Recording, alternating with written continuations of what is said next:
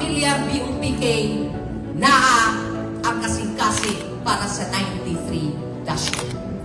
Rest assured, Mary Ann de los Santos will be 101% supportive sa tanang miyembro sa 93-1. Tuganan ka mo, kining issue sa 93-1, munang gitawag na 93-1 kay nagsugod pa mi sa tuig 1993. Hangtod karon tuig 2025 lang, kapin kuwang 32 ka tuig na lang ang nilabay, wa yun din na sulbad ang maong problema. Ang uban na nagpuyo sa 93-1, nangamatay na lang. Ang uban, nangaminyo na lang. Hangtod karon, wa pag yun na sulbad ang problema. Sakit palandungon na ang kaning issue sa 93-1, mahimo lang mong importante ting eleksyon. Tinodili.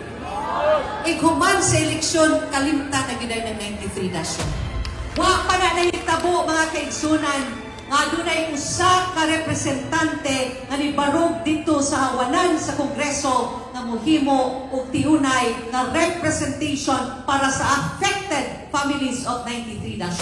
Ilan po kay Tasan, ako'y sunod na maghimo ninyong kongresista, maninguha gyud ko nga maghimo kong dako ninyong representative dito sa hawanan sa Kongreso to make a representation para sa 93-1.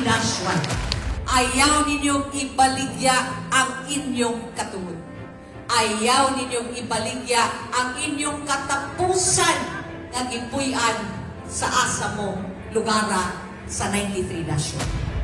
Mga kaigsunan, di lang ako ang musaad niyana ni Barog na diri ang akong partner sa Kongreso na siya mismo. We will partner dito sa Kongreso para sa kayuhan sa 93-1 si Congressman Bebot Avillanos.